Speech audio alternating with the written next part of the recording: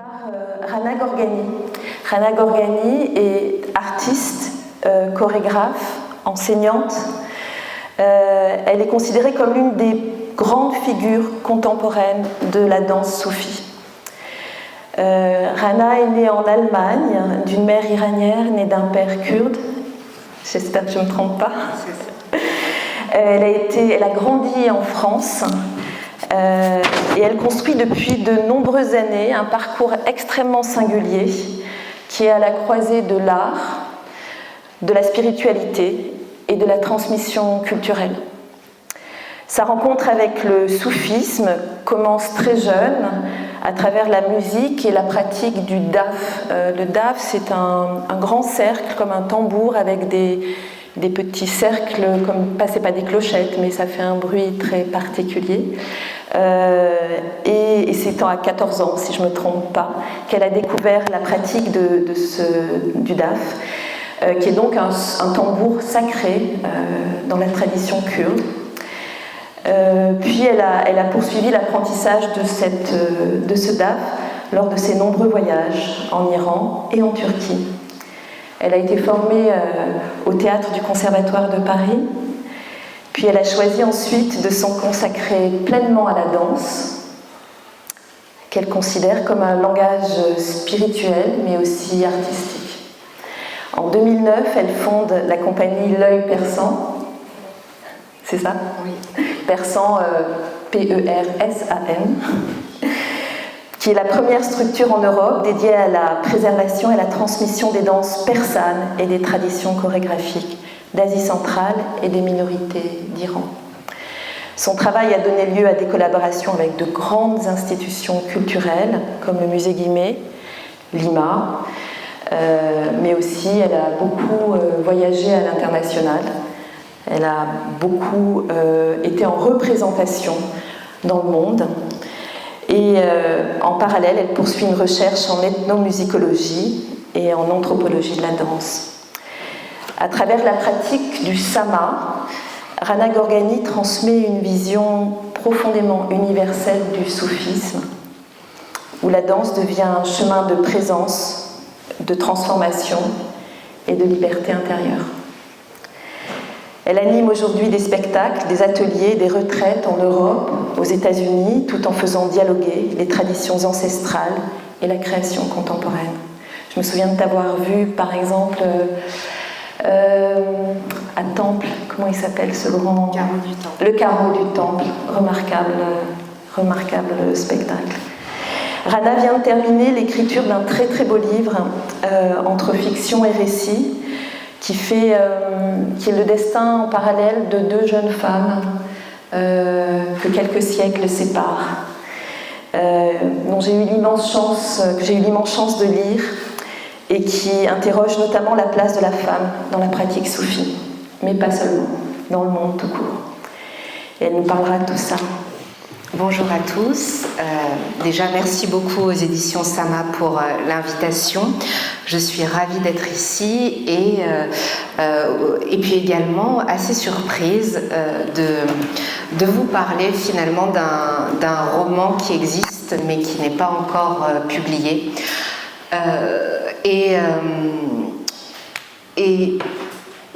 Ce roman est né pour ma part en fait de l'idée qui m'a hantée d'une certaine manière par rapport à la pratique que je fais qui est la danse, c'est-à-dire quelle est la trace que je laisse. Et cette question aussi a été abordée par un poète que vous connaissez peut-être, qui s'appelle Rumi, que l'on appelle en persan Maulana, en persan en arabe Maulana qui veut dire notre maître à tous, ou Mevlana en turc. Et Rumi lui-même a dit, paradoxalement, même si nous avons beaucoup de textes et de poèmes qui viennent de lui, il a dit « Ma trace est sans trace ».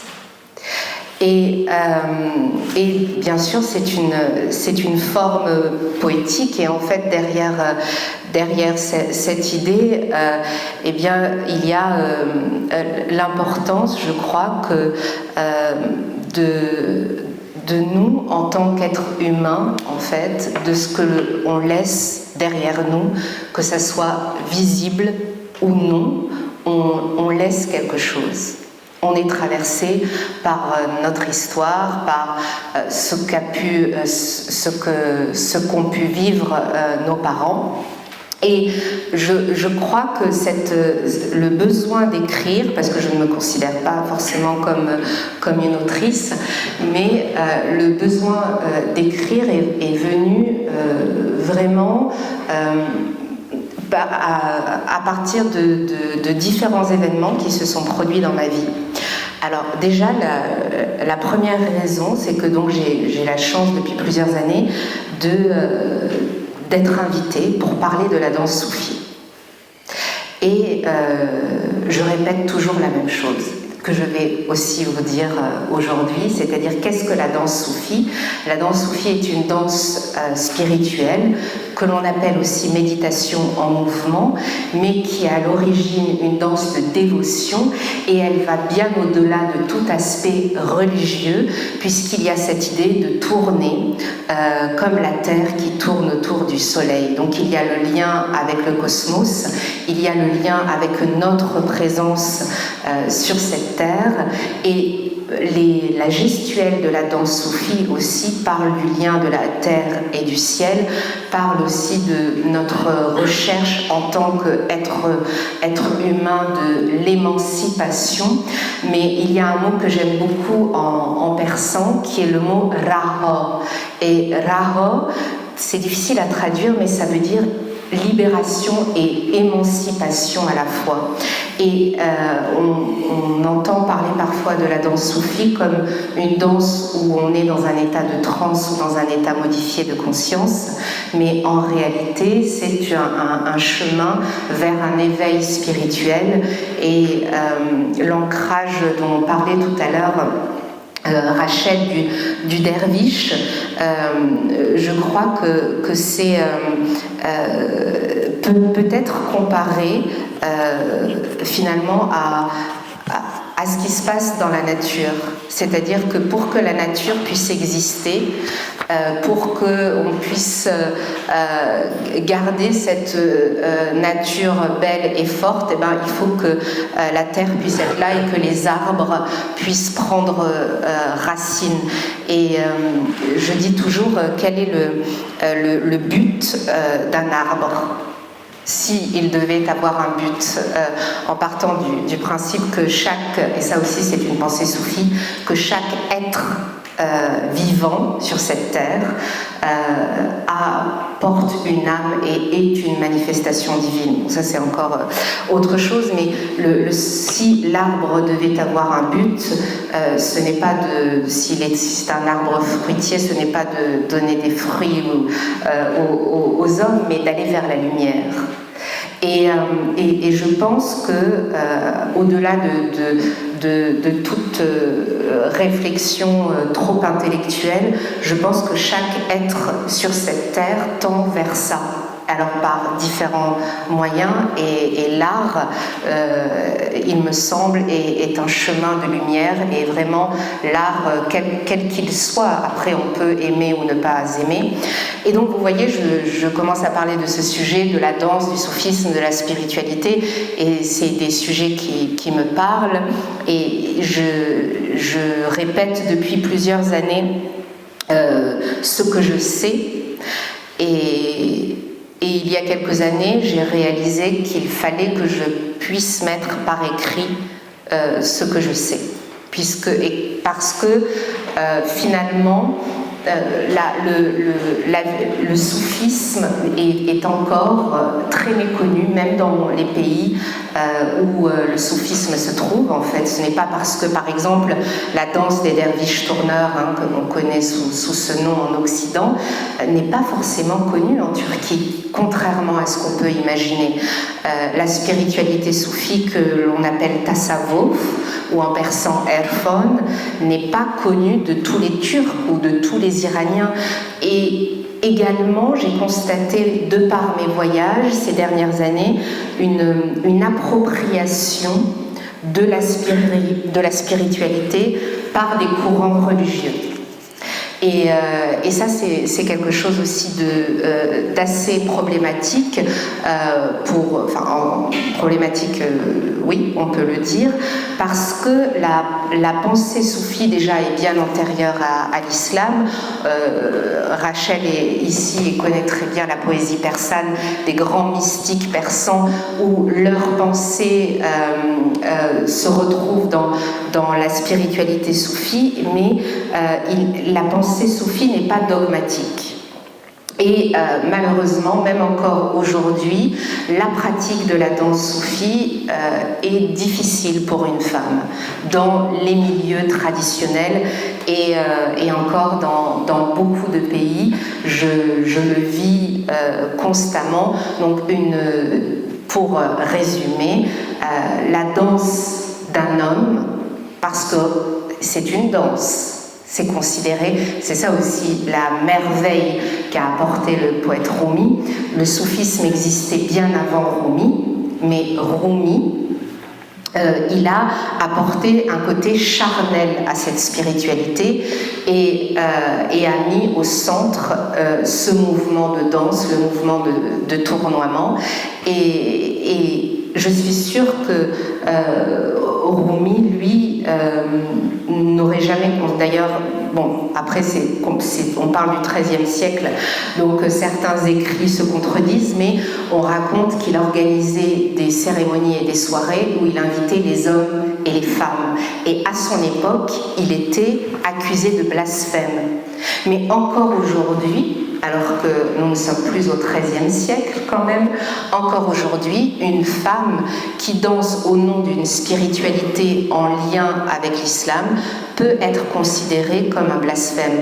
Donc la danse de l'homme est sacrée et celle d'une femme, si elle est faite devant d'autres hommes, est considérée comme impure. Je crois que j'ai dépassé mon temps, non ? Après, je peux continuer un peu. Donc, juste terminer, que ça a été une des premières raisons, c'est-à-dire que moi, jusqu'à présent, et encore maintenant, mon langage, c'est la danse, c'est le mouvement. Et je me rends compte que, aussi par le fait que je transmets la danse, que le corps dit beaucoup parfois à la capacité de dire des choses que l'esprit refuse de voir, ou en tout cas d'exprimer, d'expliciter, et tandis que en fait avec le corps il y a une libération qui est possible. En tout cas pour moi, les mots n'ont jamais été une libération, donc je ne m'imaginais pas écrire un roman. Et en fait, le déclic est survenu, et donc là ça devient une raison personnelle, quand j'ai rencontré mon père après 20 ans. Et donc c'était il n'y a pas si longtemps que ça, c'était il y a à peu près un peu plus de 2 ans maintenant. Et donc j'ai revu mon père qui habite à Londres au bout de 20 ans, donc toujours autant vous dire que j'ai rencontré en fait un autre homme, puisque dans mon souvenir déjà il paraissait beaucoup plus jeune. Et ces retrouvailles et nos échanges, et puis 20 ans après, moi-même j'ai mûri, donc j'ai pu lui poser certaines questions que je ne lui aurais jamais posées il y a 20 ans, ou peut-être que je n'avais pas la même maturité, ou je n'avais pas la même capacité d'échange. Et là, il s'est passé quelque chose pour moi d'assez enfin incroyable, je sais pas, mais je me suis dit, il n'y a pas de hasard, et oui, on pourrait penser que le destin existe, puisque j'ai découvert, en revoyant mon père, qu'il avait un lien avec le poète Rumi. Et ça, je ne le savais pas du tout. Et même quand j'ai décidé de me consacrer à la danse soufie, je n'imaginais pas que mon père puisse avoir un lien très fort avec ce poète. Mais je n'en dis pas plus si un jour le livre sort. Voilà, merci beaucoup, merci pour votre écoute. Merci. Alors, c'est une question très intéressante. Je dirais que lorsque l'on rentre dans le sama, qui est donc le nom de la danse soufie et le nom de la maison d'édition, et sama veut dire écoute. Lorsque l'on rentre dans le sama, on rentre dans le mouvement de tournoiement, et au moment où on s'arrête, la danse s'arrête. C'est-à-dire que on peut reprendre, mais ça devient une nouvelle danse, ça devient un nouveau moment, un nouveau voyage. D'ailleurs, je compare souvent cette danse à un voyage que l'on fait. Je ne dis pas on tourne, mais on rentre dans le tour, on rentre dans un mouvement de spirale. Et donc, à chaque fois, en fait, il y a, comme tout voyage, il y a un retour. Et l'écriture, je me suis rendu compte que c'est différent. On peut s'arrêter. Et c'est comme en fait un voyage avec des étapes. Et ces étapes-là, pour moi, j'ai mis à peu près 2 ans à écrire ce livre. Et donc, il m'a accompagnée à travers mes danses, différentes danses. Donc je dirais que la différence peut-être dans un mouvement de danse, il n'y a pas la possibilité de revenir en arrière, et tandis que dans l'écriture on peut. Donc ça c'est une première chose. Et du coup, moi n'ayant pas l'habitude de ça, parce que même lorsque je danse, en fait d'ailleurs c'est très rare que je répète ou que je m'entraîne avant, pour tout vous dire, quand je commence à tourner, même si je peux préparer certaines choses, mais je me jette, je me jette dans le vide, c'est le cas de le dire. Eh bien, je me suis rendu compte que parfois c'est comme ça que j'arrivais à écrire, et c'est comme ça que j'ai pu avancer le plus vite dans l'écriture de mon roman.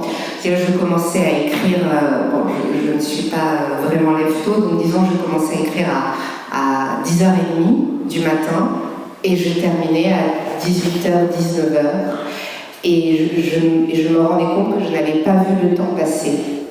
Et j'étais dans un état second. Et je me souviens d'un moment, une petite anecdote, j'ai fait une résidence personnelle à Istanbul, c'est-à-dire je me suis enfermée et coupée du monde en allant à Istanbul. Et ça aussi c'est intéressant parce que quand je danse, j'ai vraiment l'impression, bien sûr que je sens qu'il peut y avoir des personnes, mais en même temps, il n'y a plus rien d'autre qui existe. C'est ce qu'on appelle un peu le tout et le rien à la fois, voilà, ce qui est un mot d'origine arabe et qui est un mot spirituel qu'on dit hitch, d'ailleurs les Bektashi utilisent beaucoup. Hitch, c'est le rien et le tout. On vient du hitch et on retourne vers le hitch. Si vous voulez, c'est l'éternité, c'est... Voilà. Et donc, pourquoi je voulais raconter ça? Ah oui, et donc quand je me mets à tourner, si là je devais me lever et me mettre à danser, je dirais en même temps, je sentirais l'énergie de votre présence, et en même temps vous n'existez plus. Voilà, c'est cette disparition, et cette disparition en fait qui permet aussi de révéler non pas l'ego, mais en fait l'être profond. Bon, ça c'est encore une réflexion un peu spirituelle, mais du coup j'avais besoin de retrouver en fait cet état que j'ai quand je danse. Alors, je ne sais pas si on peut parler d'une bulle, peut-être que beaucoup d'auteurs aussi ont besoin de retrouver cette bulle, et donc je me suis dit, je vais aller à à Istanbul et je vais me couper du monde et rester justement dans cet espace pour finir le livre. Et donc je me souviendrai toujours qu'au bout de... même je recevais les repas, donc j'ai vraiment passé 15 jours à ne pas sortir. Et au bout de 15 jours, je me suis dit, je vais quand même sortir, prendre l'air. Et c'est là où je me suis rendu compte que j'étais dans un autre état, puisque je regardais ce qui se passait autour de moi et les gens, comme si je me réveillais d'un rêve. C'était vraiment une sensation étrange. Et là, j'ai rallumé mon téléphone et j'ai fait un appel en disant mais je comprends pas, ils ont changé la police de WhatsApp, vous connaissez WhatsApp, ils ont changé la police d'internet, c'est minuscule, j'arrive pas à lire. Et on m'a dit non, il n'y a rien qui a changé. Et en fait, je me suis rendu compte que, à force d'écrire et d'être devant l'écran, et bien en fait, tout me paraissait minuscule autour. Donc oui, d'une certaine manière, je peux dire que moi, je suis rentrée dans un état qui est proche de l'état que j'ai quand je danse. Et aussi, il y a une remarque que l'on m'a fait qui est de l'ordre, dans ce roman, c'est vrai qu'il y a des choses qui reviennent et des choses de l'ordre de la répétition. Et ça correspond aussi à ce que je fais dans mon mouvement artistique, qui est la répétition, et à travers la répétition, eh bien, on atteint l'état de grâce, et la beauté naît en fait aussi dans la danse soufie. Il y a cette idée que c'est la répétition qui nous fait rentrer dans l'harmonie.